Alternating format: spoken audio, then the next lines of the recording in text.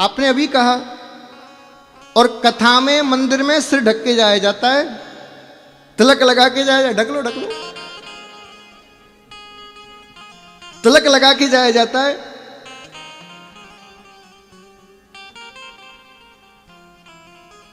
द्वापर में एक स्त्री के बाल खुले थे, कितना बड़ा महाभारत हो गया। कलयुग में एक ब्राह्मण का बाल खुला था, चाणक्य राज्य बदल दिया, अब तो घर घर में खुले हैं महाराज, इसीलिए रोज महाभारत हो रहा है, घर घर में खुले हैं। और माताओं से बाल बांधने की कह दो तो महाराज जी तुम तो ऊंची पुरानी सोच के हो, हम कहे 10,000 दे के कटिंग कराइए, कैसे कैसे बांध लें। देखो अभी भी सर नहीं ढक रही, देखो कितना मैं कह रहा हूं तो भी नहीं ढक रही।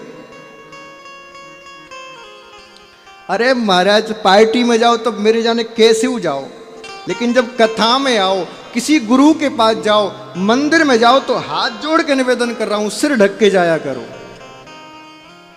सिर ढक के जाया करो। ये फैशन शो नहीं है जो तुम दिखाने आ रही हो मेरे बाल कैसे हैं, ये कथा है, ये सत्संग है, यहां पर मर्यादा से जाओ, सिर ढक के जाओ। और गलती तुम्हारी है, तुम अपने बच्चों को बहुओं को सिखाते नहीं कि कैसे कथाओं में जाना चाहिए, कैसे मंदिरों में जाना चाहिए। अच्छा एक गजब का फैशन चला है, कई माताओं को देखता हूं स्नान करके निकली और लटाओं से पानी झरक रहा है और हर हर महादेव, शंकर जी पे लोटे का पानी कम जा रहा है, जुल्फों का ज्यादा जा रहा है। बताओ सही बात है कि नहीं। अब इन बातों को कौन कहे, कौन बुरा बने, लेकिन हम तो पैदा ही बुरा बनने के लिए हुए हैं। हाँ, जन्म होते ही घर वालों के बुरे बन गए और जादना से कथा करना शुरू किया, यजमानों के बुरे बन गए। अब तुम्हारे भी बन रही होंगे थोड़े बहुत तो। भले बुरा कहो या भला, सच्चाई तो मैं कहूंगा, सच्चाई कहे बिना नहीं रहूंगा, क्योंकि इसमें आपका लाभ है, मेरा कोई लाभ नहीं। अच्छा एक बात बताओ, तुम बाल खुले रखो या बांध के, मेरा तो कोई लाभ होने वाला नहीं। तुम्हारे सिर ढकने से मुझे तो 1000 रुपए मिलने नहीं, तो मैं क्यों कह रहा हूं, क्योंकि इसमें तुम्हारा ही फायदा है। स्त्री जितना मर्यादित रह के सुंदर लगती है, उतना मर्यादा विहीन होकर सुंदर नहीं लगती। यदि स्त्री 16 श्रृंगार करके, अपने माथे पर पर्दा करके, सिर पे साड़ी रख के यदि वो चले, तो वो साक्षात देवी के रूप में लगती है। कोई कितना भी बड़ा अत्याचारी हो, उसके मन में भी एक बार प्रणाम करने की आएगा कि प्रणाम कर लूं इसको। और तुम महाराज फिर उल्टे सीधे पहन के झै झै तक के फिर जाओगी, फिर दूसरों को दोष दो तो उनको कहा दोष है। आजादी का मतलब ये नहीं है कि कुछ भी मनमाना करो, आजादी का मतलब ये नहीं है कि जो मन में आए वही करो। आजादी का मतलब ये है अच्छे से रहो, लेकिन संस्कार में रहो, मर्यादा में रहो। तुम्हें कोई दबा नहीं रहा, तुम तो पूजनीय हो, देवी हो हमारी महाराज। सनातन धर्म में ही केवल देवी कहा जाता है, स्त्री को किसी में नहीं कहा जाता। तो देवी को देवी की तरह दिखना तो चाहिए।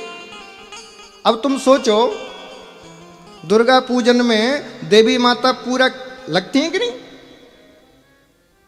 अब देवी माता तुम्हारी तरह आए पहन के जीन्स टॉप, कैसी लगेंगी? करोगे पूजा उनकी? करोगे क्या? मुझे बताओ, करोगे पूजा?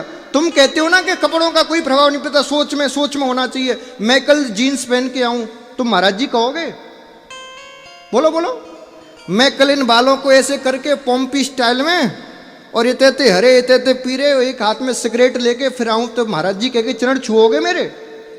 बोलो क्यों? तुम तो बड़े ज्ञानी हो और नई जनरेशन के हो, तुम तो बुद्धि की मानते हो, कपड़ों का कोई फर्क ही नहीं है, फिर करो ना प्रणाम।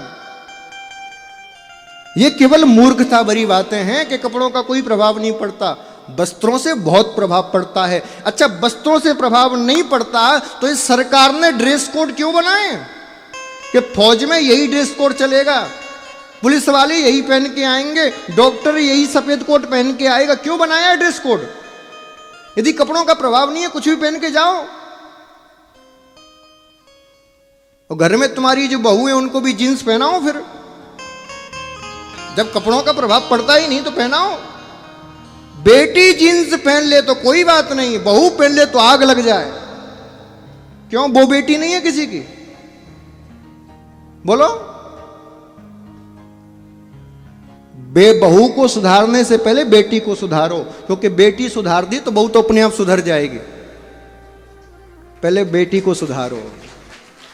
चलो कुछ समझ में तो आई।